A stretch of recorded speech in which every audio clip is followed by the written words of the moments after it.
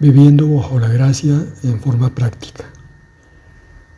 Lo primero que tenemos que preguntarnos es qué es la gracia según la Biblia. Y la gracia se define como el favor inmerecido de Dios, es decir, su bondad hacia nosotros sin que hayamos hecho nada para ganárnosla. Efesios capítulo 2 versículos 8 y 9 dice: porque por gracia sois salvos por medio de la fe, y esto no de vosotros, pues es don de Dios, no por obras para que nadie se gloríe. Entonces, por gracia recibimos el poder de Dios para nuestra vida espiritual, o sea, la santidad, el perdón de pecados, la ayuda en la debilidad, la sanidad de dolencias y deficiencias, entre otras muchísimas cosas. La gracia es el regalo más precioso que Dios nos ha dado a través de Cristo. Efesios 2, del 4 al 5 dice: pero Dios, que es rico en misericordia, por su gran amor con que nos amó, aun estando nosotros muertos en pecado, nos dio vida juntamente con Cristo, porque por gracia sois salvos. Debemos entonces preguntarnos: ¿tenemos la gracia o estamos obrando desde la obligación? Es decir, la pregunta nos pone en dos extremos. ¿Estamos caminando en nuestra vida cristiana por gracia o lo estamos desde la otra punta de la línea, que es la obligación? ¿Somos colaboradores de Dios o vivimos sentados, no haciendo nada? La gracia nos levanta para servir a Dios.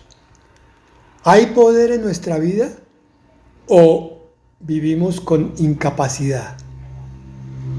¿Somos conscientes del Dios que tenemos y que está obrando dentro de nosotros y que está llevándonos a cosas milagrosas? ¿O al contrario pensamos que la vida cristiana es muy parecida a las otras religiones? Bueno, con esa introducción entonces vamos a considerar 7 principios básicos para vivir en la gracia. Principios prácticos. El primero: debo aceptar completamente el poder divino. Bueno, vamos a explicarlo.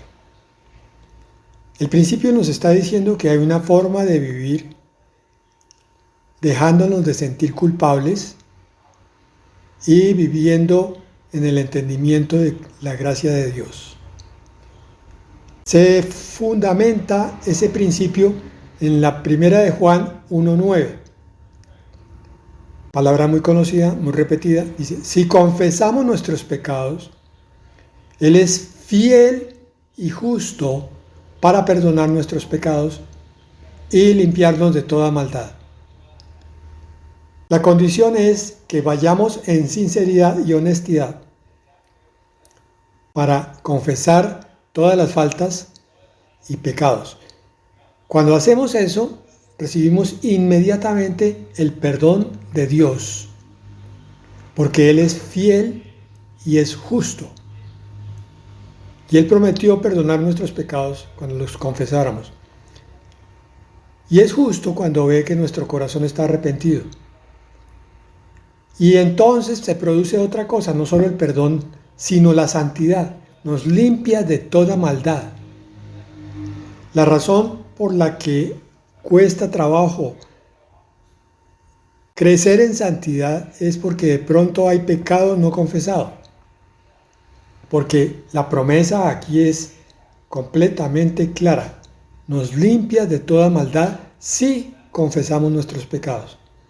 Entonces veamos la aplicación práctica de este principio. En primer lugar, confieso mis pecados específica y honestamente a Dios. Voy con la mayor sinceridad posible, me presento a Dios y nombro los pecados que el Espíritu Santo me haya mostrado. Pastor, ¿cómo es eso de que el Espíritu Santo le muestra a uno? Pues mire, cuando estamos en una predicación, El Señor habla en forma genérica aparentemente. Aparentemente está hablándole a un grupo o a una congregación pequeña, mediana o grande.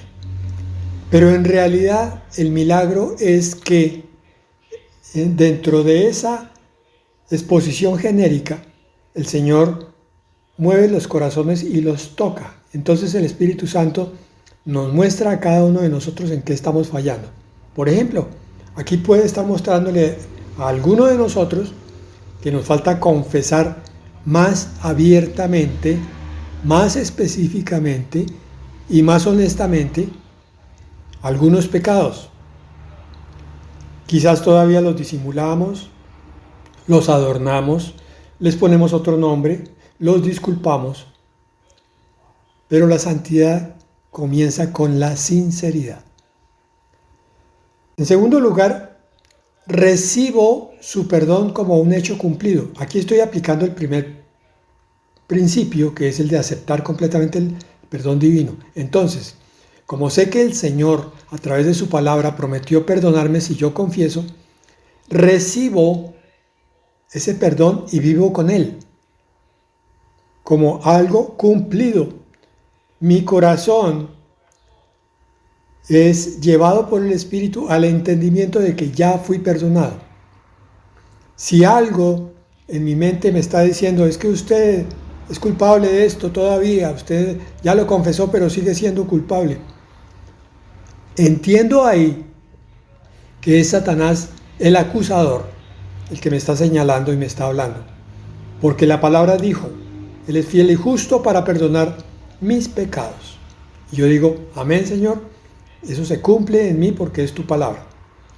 Entonces no es una posibilidad que reciba el perdón, es un hecho cumplido si fui a la confesión. En tercer lugar, obviamente como conclusión, dejo de castigarme por pecados ya perdonados. Si conforme a la palabra ya confesé un pecado, debo perdonarme también, sabiendo que Dios ya me perdonó. Algunos viven con la culpa de pecados incluso cometidos al principio de su vida, muchos años antes. ¿Qué puedo poner yo, por ejemplo? Un aborto en la adolescencia. Y este hombre o esta mujer ya de 50 años todavía se siguen culpabilizando. Eso no es bíblico. Si ya lo confesaron, ya le entregaron al Señor, le dijeron sinceramente, perdóname. Perdón que repita, el Señor ya perdonó. Y por consiguiente, en cuarto lugar, vivo la verdad de que Dios ya no recuerda mis pecados. En Hebreos 8:12 dice, porque seré propicio a sus injusticias y nunca más me acordaré de sus pecados y de sus iniquidades. Respiremos, hermanos, respiremos hondo y con esta palabra de consuelo entremos en el estado de conciliación con nosotros mismos. Dios ya nos perdonó y está diciendo que nunca más se acordará de aquellos pecados que le entregamos. Entonces, con esta forma práctica se cumple el primer principio para vivir bajo la gracia. Acepto completamente el perdón divino. Si yo no aprendo a aceptar estos puntos que acabo de ver, entonces voy a vivir una vida cristiana de culpabilización. Por consiguiente, camino con una plancha de acero sobre mis hombros todos los días de la vida. Dios ya me perdonó, pero yo no me perdono. Le creo más al diablo que a Dios. Segundo punto, práctico.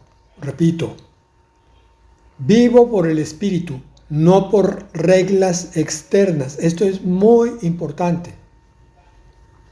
Romanos 6:14 dice, porque el pecado no se enseñoreará de vosotros, pues no estáis bajo la ley, sino bajo la gracia. Este primer versículo de este segundo punto nos muestra que cuando un creyente, entre comillas, vive bajo la ley, el pecado se enseñorea de él. ¿Cómo así? Pues que trata de cumplirle a Dios y no puede. Tan sencillo como eso. A menos que ya entienda que está bajo la gracia y que está viviendo por el poder de la gracia, entonces va a descubrir que poco a poco, porque esto es un proceso, se va liberando de esa esclavitud del pecado. Porque ya no es la ley la que le dice lo que debe hacer, sino es el poder de Dios en forma de gracia derramada, el que le ayuda a ser santificado día con día. Y un segundo versículo de Gálatas 5:16 nos dice: digo pues, andad en el Espíritu y así no satisfaréis los deseos de la carne.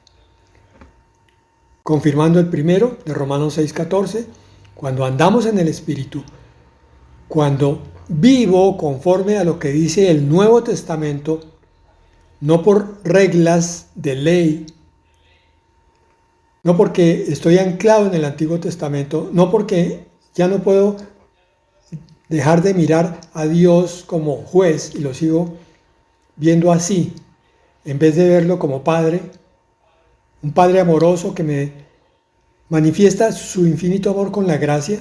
Entonces, en ese momento soy llenado del poder de la gracia que hace que pueda cumplir toda la ley. Oigan bien, no entiendan mal. La gracia no significa que la ley queda abolida. La gracia significa que tenemos un poder dentro de nosotros que se llama Espíritu Santo, por el cual podemos cumplir toda ley y en forma perfecta, en forma espiritual. La aplicación práctica para este segundo punto es que yo entonces busco la dirección del Espíritu Santo todos los días, en todo momento, a través de la oración.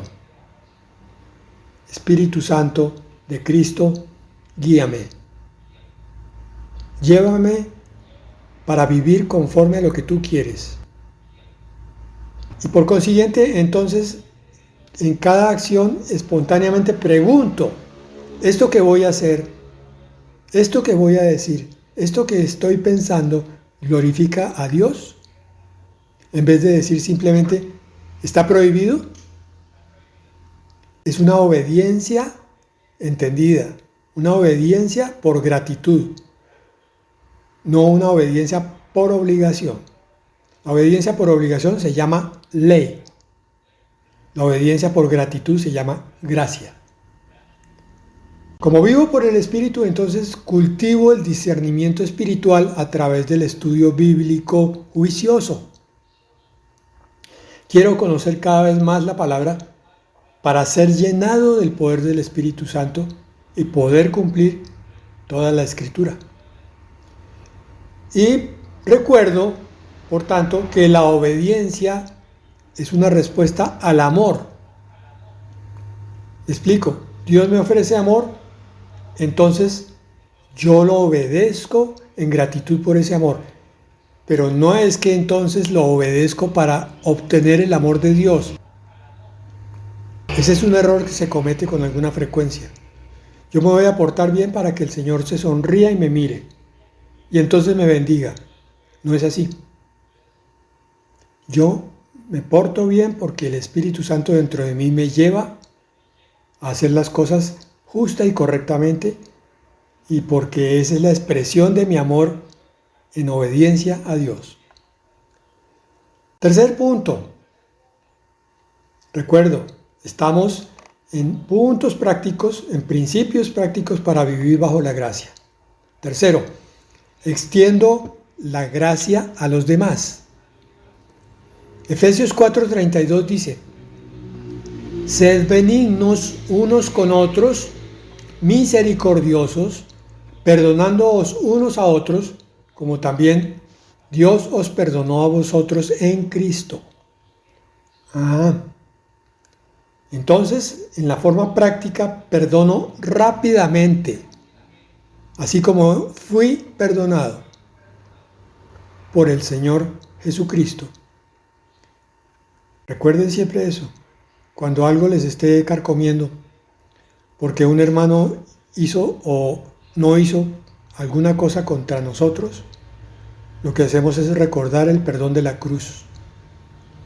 lo que el Señor hizo en la cruz por nosotros, y ya con eso no hay argumento para seguir en odio, en resentimiento, en amargura, nada. Sino se levanta uno 70 veces 7 y dice, lo perdono. Por esa misma razón, no impongo exigencias legalistas a otros creyentes. Como yo estoy viviendo en la gracia y veo cómo el Señor me trata, no con exigencias, entonces a los que están a mi cuidado o mis hermanos, los trato de igual manera, con gracia, con misericordia. No hay padres y madres impositivos, autoritarios, sino verdaderos líderes dentro de su casa que saben cómo impartir una dirección a los hijos, con autoridad de Dios, no de carne ni de hombre. Como estoy extendiendo la gracia a los demás, puedo también ofrecer una segunda oportunidad a los que han fallado. Esa es la parábola del hijo pródigo, donde el hijo falla radicalmente contra el padre, bota toda la herencia, el capital que tenía, peca hasta más no poder, y sin embargo cuando regresa, el padre le da una segunda oportunidad. Como estoy extendiendo la gracia a los demás, presto especial atención a aquellos que están luchando con culpa y con vergüenza. Es decir, los hermanos menores míos en la fe, a los que veo que se están martirizando porque todavía no han entendido el infinito amor de la gracia, entonces me enfoco en ellos para tratar de transmitirles el amor de Dios. Ya dejo de usar la Biblia como instrumento de castigo. Ahora es instrumento de amor, de gracia. Eso no quita que en algún momento haya que decir las cosas claramente, pero se pueden decir con gracia, no con ley. Cuarto principio. Reconozco que la gracia me motiva a la santidad. Yo quiero decirles una cosa. Este tema se preparó de forma tal que fuera lo más didáctico y lo más práctico posible. Esto que está aquí, por favor no lo desperdicien. Viene de parte del Señor para que podamos dar un vuelco a algunos aspectos de nuestra vida que todavía continúan sometidos al legalismo. La gracia está siempre disponible para todos los hijos de Dios y tenemos que aprender a utilizarla en forma completa y total, para que entonces podamos descubrir esa vida abundante que el Señor Jesucristo prometió y la vida espiritual. Reconozco que la gracia me motiva a la santidad. Un punto álgido aquí, que muchos cristianos creen que solamente es la salvación lo importante de la vida cristiana y no le dan importancia a la santificación.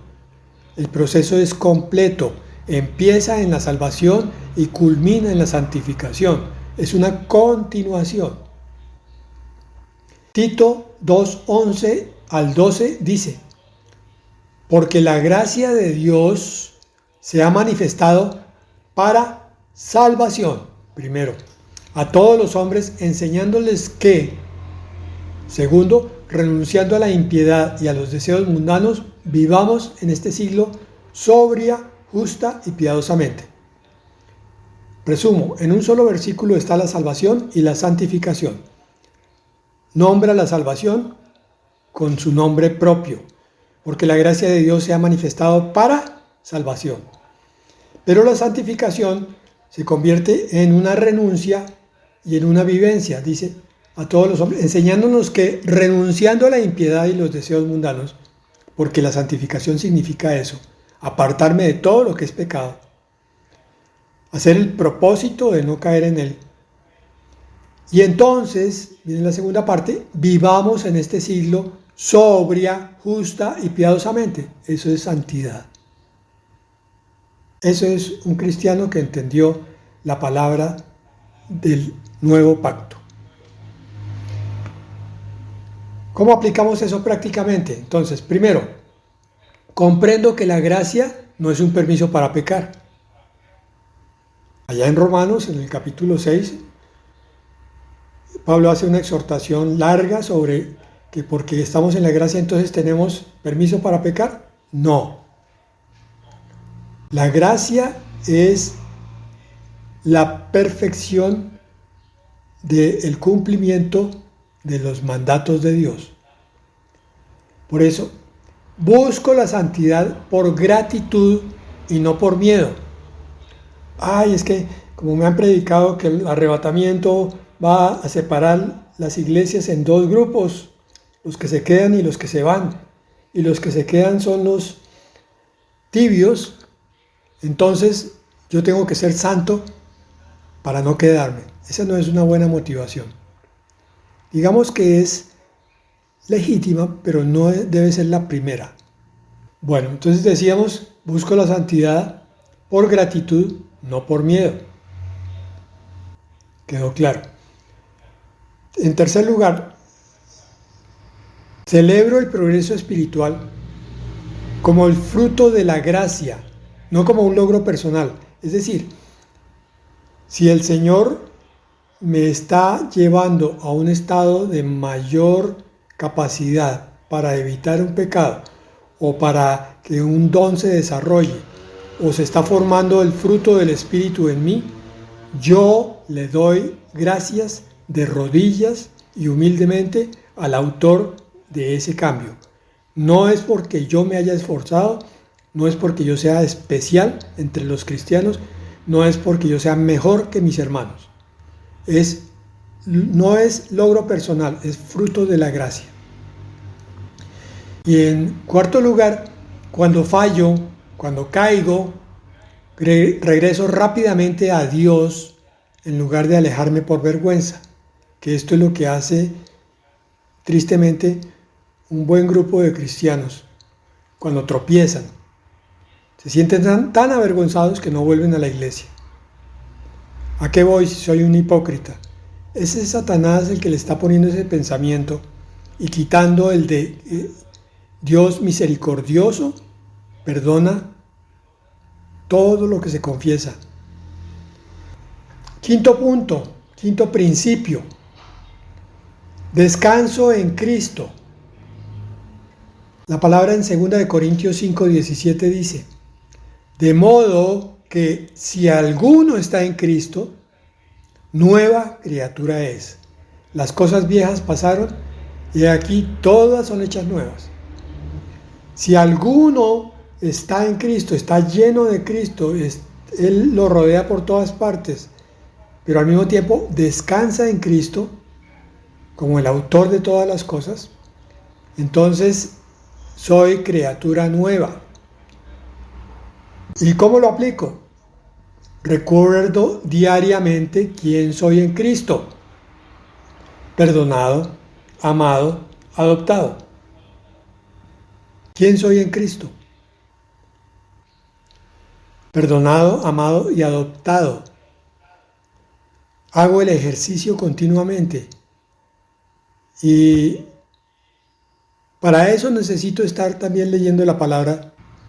Rechazo la apreciación de mí mismo, basada en mis éxitos o fracasos, o en opiniones ajenas.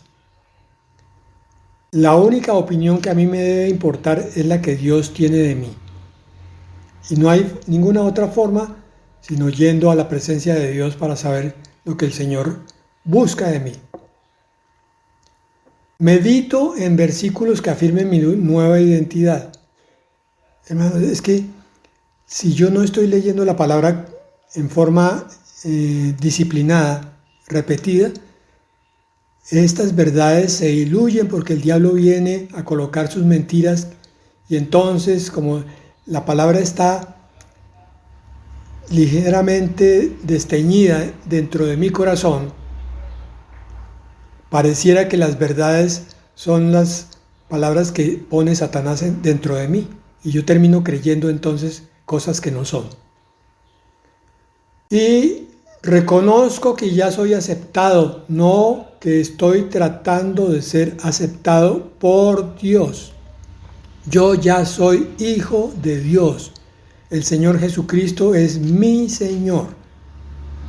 Y eso es tal cual. No hay cambio posible en esa verdad si mi corazón realmente aceptó a Cristo como Salvador. Sexto principio. Experimento la libertad de la gracia. Gálatas 5:1.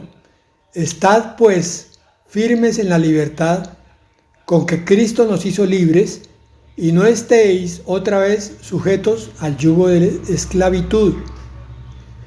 Esto es muy importante y tiene que ver con lo que Gálatas nos dice allá en el capítulo 3, que habiendo empezado por la gracia, muchos terminan en las obras de la ley. Entonces convierten el cristianismo en una serie de acciones dizque para agradar a Dios. La aplicación práctica de firmes en la libertad con que Cristo nos hizo libres es que busco identificar los puntos, las áreas donde el legalismo o el perfeccionismo me esclavizan. Este es muy importante. Todos tenemos una porción que busca la perfección. La perfección no la encontramos nosotros, la perfección es Jesucristo. Es Él el que nos coloca su perfección y nos hace aceptos ante el amado. Solamente hasta que seamos glorificados vamos a conocer la perfección. Antes no, en esta tierra no podemos conocerla.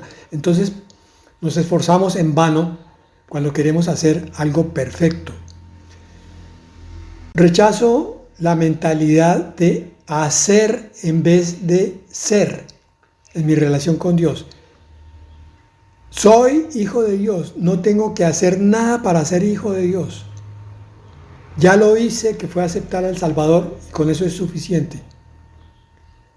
Y todo lo que tenga que hacer en el proceso de santificación, le pido ayuda a Él. Señor, ayúdame a identificar los pecados que hay que sacar y dame tú la fuerza para apartarme de la tentación. Pero es nuevamente con el poder del Espíritu. Practico el descanso como recordatorio de que mi valor no está en la productividad. Hay que disfrutar la noche de descanso, hay que disfrutar el día de reposo, el sábado para algunos, el domingo para otros, lo que sea, pero que todo sea para glorificar a Dios. Y entonces, como la gracia está siendo entendida, agradezco esa gracia a través de la adoración y la gratitud. Y por último, séptimo principio, sirvo desde la abundancia de mi gracia, la gracia sobre mí.